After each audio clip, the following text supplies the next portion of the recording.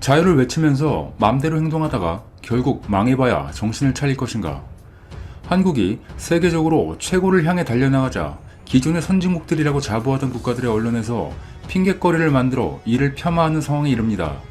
한국의 뛰어난 방역과 추적 등의 대처를 한국의 과거 역사를 근거로 가져와서 본인들만의 생각을 보여주면서 인정하기 싫어하는 모습을 보여주고 있는 것이었습니다. 이는 먼저 네덜란드의 한 언론이 대표적입니다. 한국의 뛰어난 대처에 대해 군사 독재를 경험한 순종적인 성향 때문이라는 황당한 주장을 펼쳤습니다. 한국의 군부 독재 시절은 말 그대로 한국인들에게도 잘 꺼내지 않는 불편한 기억이며 당시 오히려 순종적이 아닌 그것을 극복하기 위해 노력하신 분들도 많았습니다. 네덜란드의 언론은 한국의 역사에 대해 제대로 알아보지도 않고 그럴 것이다 라는 생각으로 군사 독재 아래에 있었던 한국의 과거를 가져다 붙여서 황당한 분석을 만든 것입니다. 만약 한국 언론이 네덜란드는 왜 이리 대처를 못하는가? 독일은 유럽에서 대처를 잘하는데 2차 세계대전 당시 독일의 지배를 받아서 그들처럼 할 줄 알았는데 못한 게 아이러니하다 라고 하는 것과 과연 무엇이 다른지 궁금합니다. 네덜란드는 아니라고 하겠지만 이러한 보도가 나가고 있는 것에 대해서는 아무래도 지금까지 아시아에 대해 저평가를 해왔다가 그들 중에 한국이 너무 상황을 잘 대처하고 있는 것에 대한 일종의 시샘과 같은 평가라고 할 수 있을 것입니다. 하지만 이를 다른 시각에서 보는 언론도 있었습니다. 영국 가디언즈에 나온 기사를 언급해보겠습니다. 2차 세계대전 이후 서유럽에서와 달리 복지체제 구축은 나라를 통치하는 독재 정권의 우선순위가 아니었다. 아시아의 많은 개발도상국들처럼 산업화와 경제성장에 중점을 두었다. 동시에 독재 정권은 공공인프라에 많은 투자를 하여 한국의 성장하는 산업에 없어서는 안 될 것으로 보았다. 1987년 군사독재 정권이 무너진 것은 전국적인 시위가 잇따르면서 생긴 결과였다. 1990년대와 2000년대 내내 한국은 미국 쇠고기 수입에서부터 2014년 여객선 사고의 정부 관리에 이르기까지 광범위한 문제에 반대하는 수많은 대규모 시민 시위를 보았다. 이 집단 동원 시위의 정점은 이전 정부인 박 전 대통령에 대한 시위였다. 2016년 12월 3일 약 230만 명의 사람들이 거리로 뛰쳐나와 전체 인구의 4%에 육박했다. 이런 것들이 결과적으로 박 전 대통령의 탄핵과 투옥으로 이어졌다. 따라서 1990년대 이후 한국 정치는 시민들이 국가와의 관계에 점점 더 대담해져 정부가 그들의 안녕을 심각하게 받아들일 수밖에 없었던 식으로 특징될 수 있다.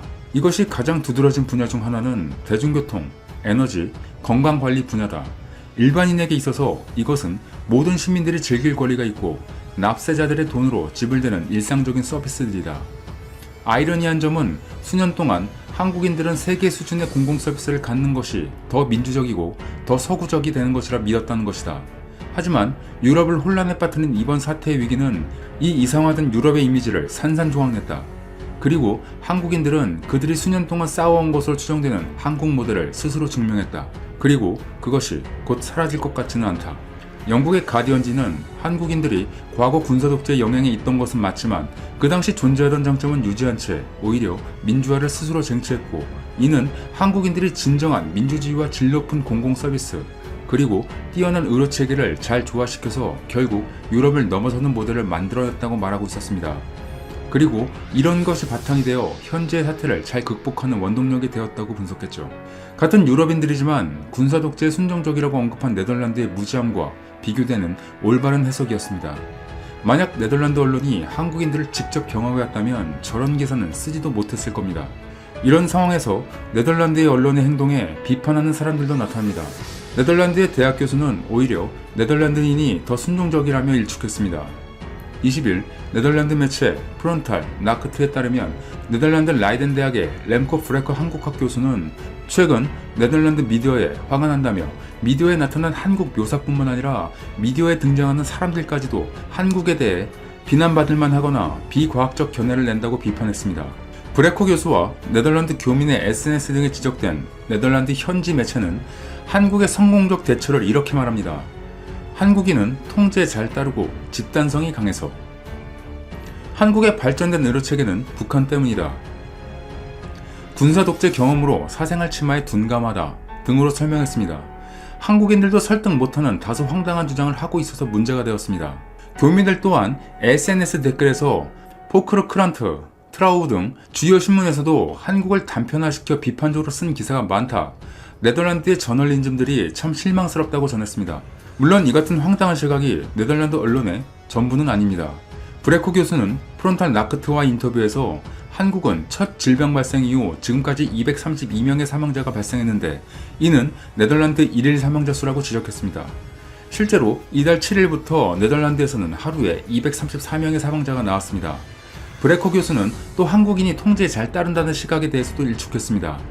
그는 몇 년 전 수백만 명의 한국인들이 정부의 항의에 시위를 벌였고 전 대통령은 아직도 감옥에 있다며 오히려 최근 위기 상태에서 네덜란드 사람들은 한국인들보다 훨씬 더 순종적이다고 평가했습니다.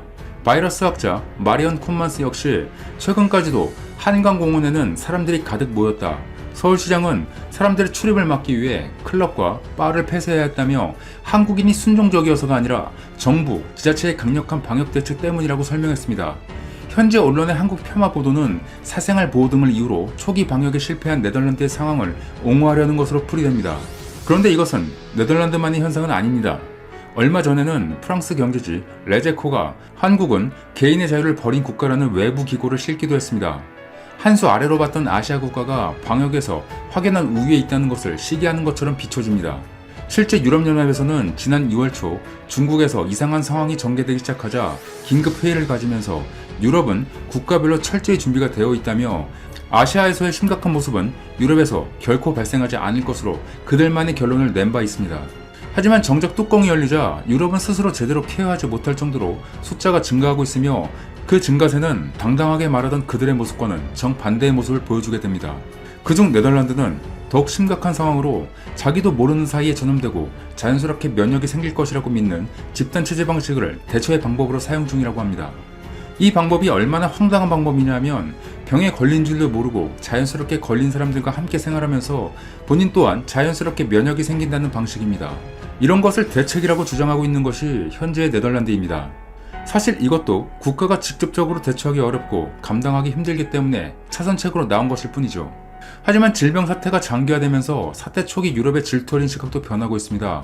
독일의 시사주간지 슈피겔은 한국의 확진자 동선 공개에 대해 사생활 침해로 볼 수도 있지만 결국 이러한 조치는 국민들에게 또 다른 자유를 확보해줬다면서 한국 국민들은 통행 제한 없이 생활하고 있다고 평가했습니다.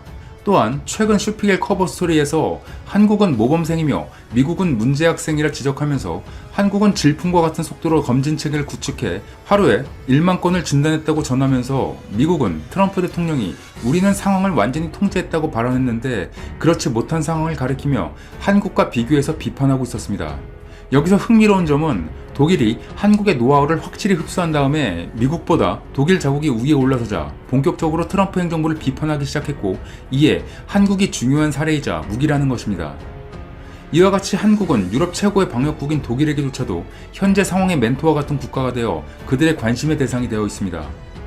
이렇게 행동하는 독일은 다시 말하지만 현 상황에서 유럽에서 가장 대처를 잘하고 있는 국가입니다. 네덜란드나 프랑스 등이 따라하지 못하고 있죠. 그런데 독일은 한국의 능력을 인정하고 이번 사태에 한국의 대처 방식을 배우고 가져와서 사용 중에 있습니다. 한국이 독일에게 한국의 대처 방법의 노하우를 교육해주고 전해주자 독일 당국은 그 방식을 불과 2주 만에 그대로 적용해 한국과 같은 방식으로 중앙 통제를 하게 설정했습니다. 또한 독일 언론도 한국에 대해서 끊임없이 파고들고 있습니다. 그렇다면 네덜란드 같은 국가들이 잘 알지도 못하면서 주장하는 핵심은 무엇일까요? 한국의 이번 대처는 자유를 제한한다는 것입니다. 그렇게 자유를 좋아하는 유럽이라서 한국이 현재 상황에서 자유를 제한한다고 안타깝게 보는 것일까요? 실제로 한국은 국민이 순종적이 아니라 단합이 잘 되는 것으로 봐야 하겠죠. 개인의 자유권은 타인에게 피해를 주지 않을 경우에 하나여 행사할 수 있다는 것인데 바로 자유민주주의 국가의 자유권 행사의 기본입니다. 또한 자유권도 기본권 중에 하나라 헌법 37조 2항에 의해서 상황에 따라 제한 가능한 비절대적인 권리입니다. 한국인들은 단합을 해서 빠르게 이번 사태를 확실하게 극복하려는 의지를 가지고 행동하는 것입니다. 유럽은 통제를 한다고 해도 말을 제대로 듣지도 않는 상황이며 사생활의 침해 등의 개인의 기본권 침해를 제한하는 것을 이번 사태 해결보다 더 높게 가치를 투영하는 것일 뿐입니다. 물론 그들이 틀렸다는 것은 아니지만 그들의 선택에 대한 대가는 치러야겠죠. 한국보다 느린 대처와 이에 따른 확진자 및 사망자의 증가, 그리고 그에 따른 부수적인 영향들을 감수해야 하는 것이죠. 이 정도도 감수 못하면서 타국의 대처를 이래라 저래라 하는 것은 단순한 비판을 넘어 본인들이 우물 안의 개구리라는 것을 인정하는 것밖에 되지 않습니다. 특히 네덜란드는 제대로 대처 못하는 것으로 유명한 국가이기도 하죠. 얼마나 관리가 안 되는 상황인지 여행객들이 오지 못하도록 네덜란드의 국화인 튤립도 다 갈아엎고 있으며 점퍼들도 폐점을 하는 중이라 거의 폐기 처분 중입니다. 또한 대부분 아픈 사람이라는 오해를 받기 싫어서인지 마스크를 끼라고 해도 끼지도 않고 야외 활동을 하고 있죠. 또한 현지인들은 휴지와 음식 등의 사재기도 심각하다고 합니다. 정부에서도 집에 있으라고 권고하지만 이를 듣지도 않고 돌아다니면서 파티를 하고 있다고도 하죠. 확진자는 진작에 한국을 뛰어넘은 지 오래인 상태입니다. 이번 사태는 한 국가에서 완벽히 방역했다고 해결되는 문제가 아닙니다. 전 지구적 협력이 필요한 상황이고 해외 방역 성과를 통해 전 세계적 유행을 낮추는 것이 가장 중요합니다. 한국은 이런 상황에서 최대한 협력을 하는 상황인데 마스크도 제대로 사용하지 않는 국가가 한국에 대해 이런저런 얘기를 하는 상황이 인식이 제대로 없는 것으로 평가됩니다. 타국이 이렇게 잘못된 생각을 가지고 있어도 결국 한국에 도움이 필요할 것이고 이에 상관없이 한국은 현재 발전된 시스템과 시민인식을 바탕으로 전 세계에서 이 분야의 정상의 자리에 위치할 것입니다. 그리고 이번 기회를 잘 넘겨 한국이 그들의 머리에 어메이징하다는 각인을 남기길 기대합니다. 이상 이슈트래커였습니다. 끝까지 영상을 시청해주셔서 정말 감사드립니다. 더 좋은 영상으로 찾아뵙겠습니다. 감사합니다.